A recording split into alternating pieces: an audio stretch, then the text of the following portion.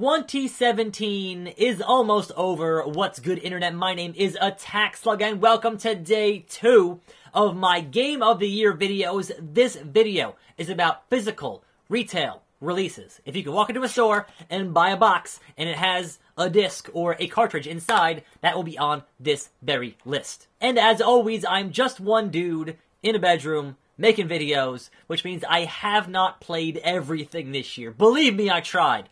So if it's not on the list, either it wasn't good enough or I just couldn't get to it. So here are my top 10 games that I did get to this year. Coming in at number 10, we have Horizon Zero Dawn, which is proof positive.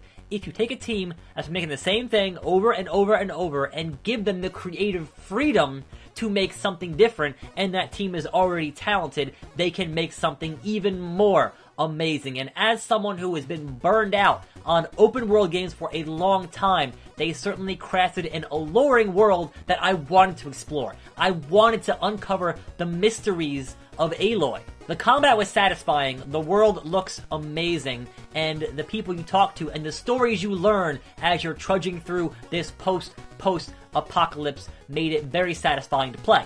And it was those narrative strings that kept me going all the way to the end to find out just what happened in this world. And I'm assuming the game sold well enough, had enough critical acclaim that it will get a sequel at some point, and I am gonna be there on day one, you can be sure. One of the craziest things in 2017, in a year stacked with amazing games, was we had multiple Falcom games get released in the same calendar year. Multiple publishers took different Falcom games and put them out on PC, on PS4, even on the Vita. And Ys 8 was the best one of those that I played, only because Tokyo Xanadu came out mid-December. I don't have time mid-December to get through games for this list in Game of the Year. But Ys does what Ys does. It was a fantastic adventure with a so-so translation. They're redoing the entire translation. Had it had a better translation, it would have been higher up on this list. But, more importantly, the sense of adventure that you get from almost any Falcom game, the sense of adventure and exploring this new world is always top-notch. The amount of different things to do and interact with, the giant bosses to fight, the outstanding soundtrack, always outstanding soundtrack. I always go in with very high expectations for an Ys game, and it pretty much always meets those and exceeds them.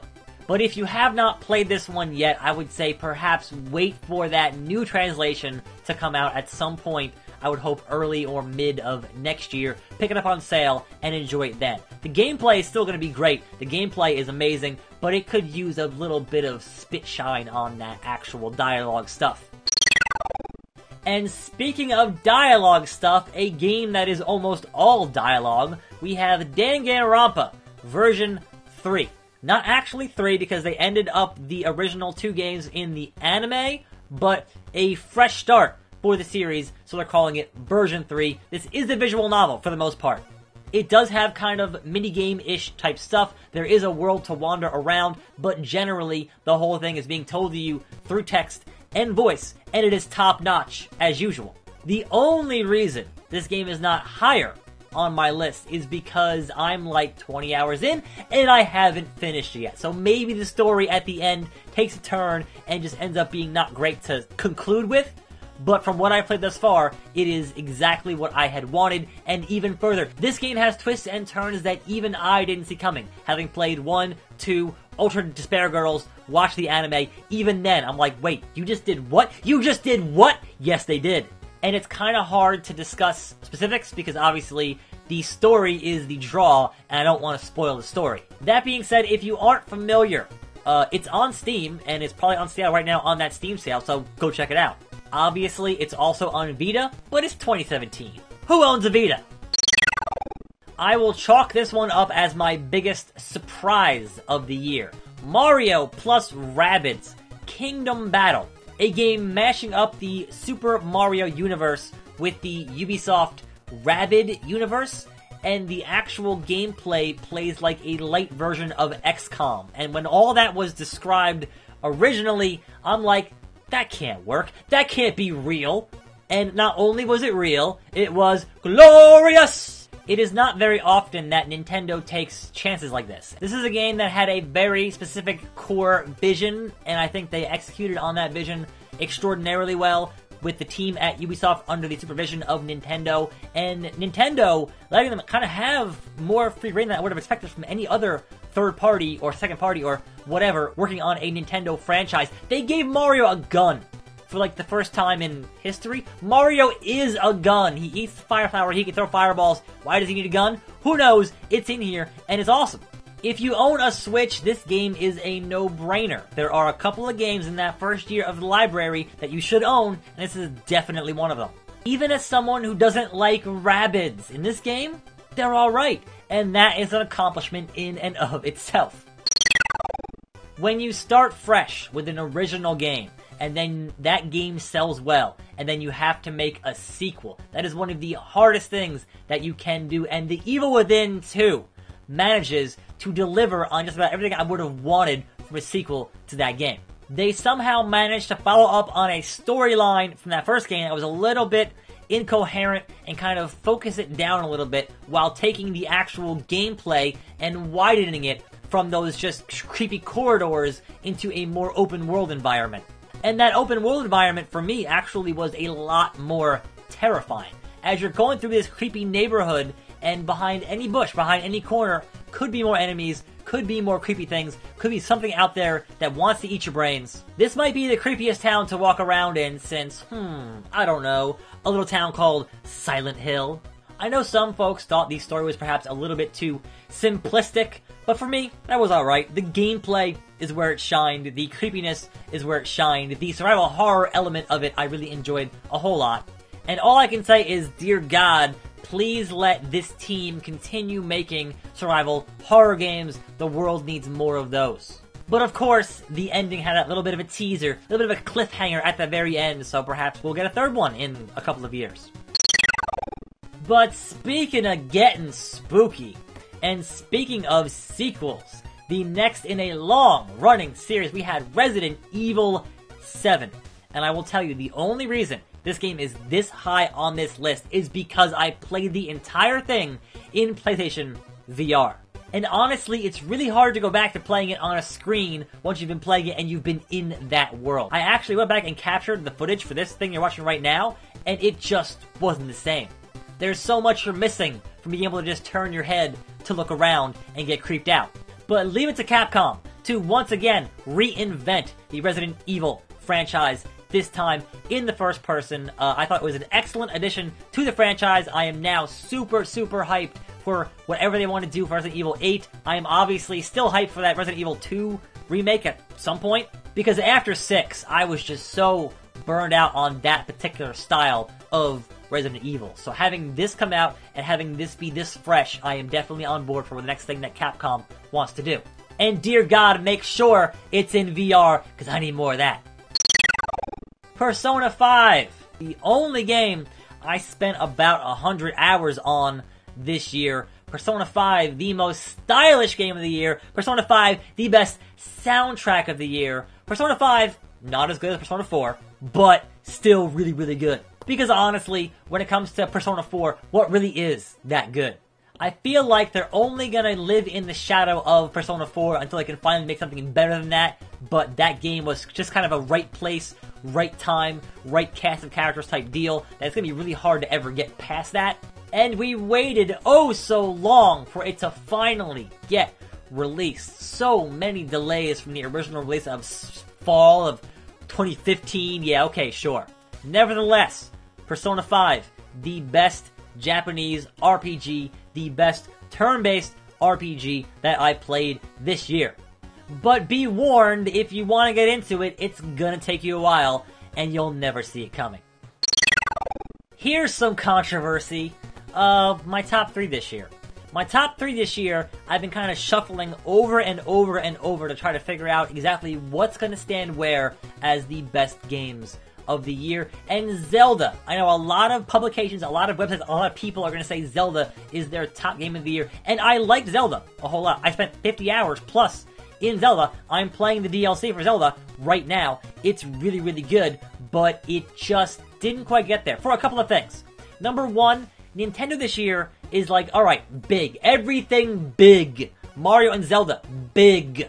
And that's fine, but just so much of Zelda is just you running to places, or you climbing for, you know, a couple of minutes, and then it starts raining, and then you fall down, and it's a whole thing, right? The fact that weapons broke, like, it wasn't a big deal, but it's enough of an annoyance over the course of that 50 hours to knock it down a little bit in these Game of the Year rankings. But obviously, my top 10 games of the year are still top 10. They're still beating out another 100 games that I played past that. So when you're number 3 out of 100, that's still really freaking good. And I'll be damned, Nintendo, after 25-something years, finally rethought and redesigned the conventions of what a Zelda game could be. I know A Link Between Worlds did a little bit of that, but this really kind of just blew it wide open. And the best part of this game, the part that I enjoyed the absolute most about Zelda Breath of the Wild, is the fact that if you had an idea and you thought, hey, that might work, 95% of the time, it totally worked. They built that engine in such a way that you can pretty much do and approach problems in a large variety of solutions. If you have a Switch, it's a complete no-brainer.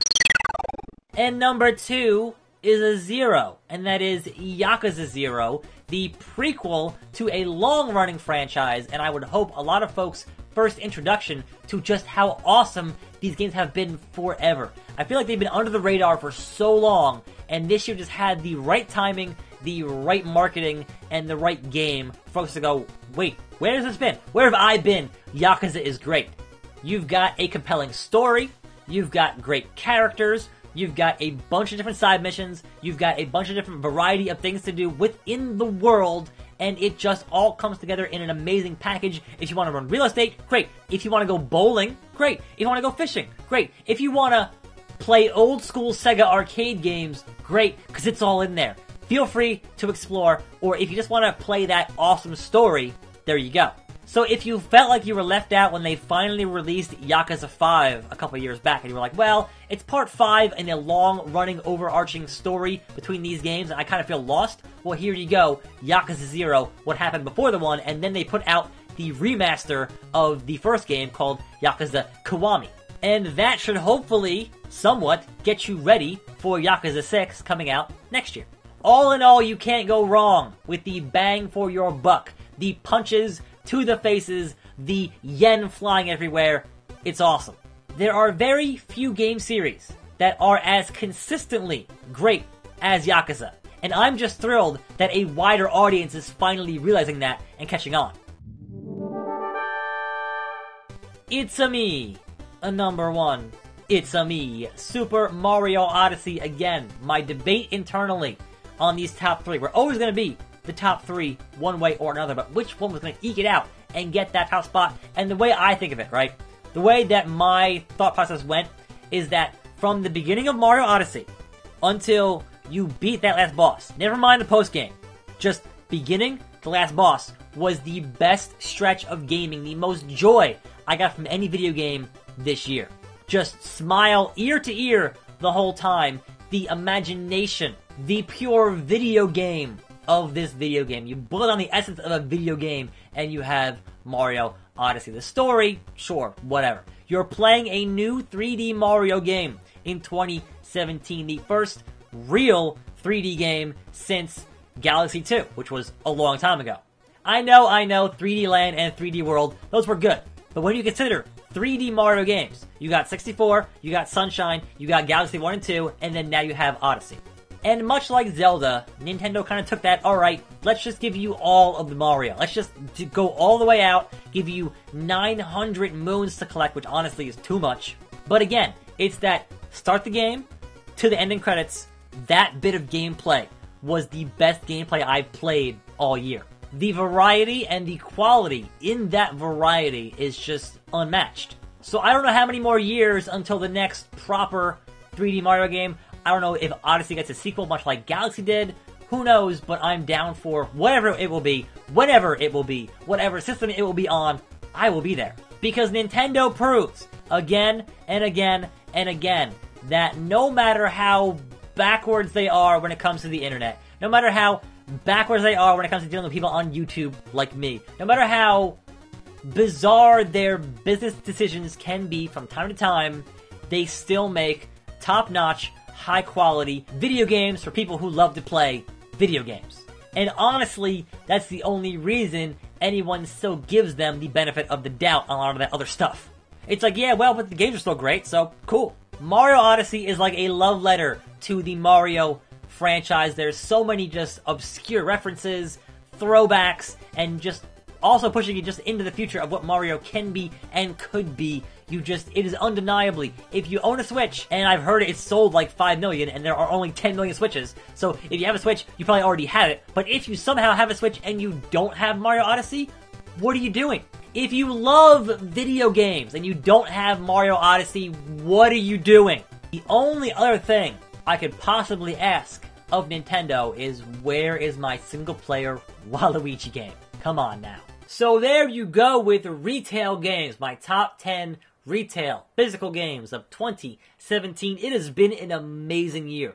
Quite possibly one of the best years for games I can recall in at least a decade, if not longer. And so how can 2018 possibly top this? I don't know, but I'll be here to find out. Tomorrow we have the rest. Games that didn't quite make the list. Games that I kind of still want to discuss a little bit here on this channel. And then my extra categories and that kind of thing. So tune in for that. My final video tomorrow. I'm Attack Slug. Thanks for watching. More videos every day. See you next time. Right here on this channel. And I'm out.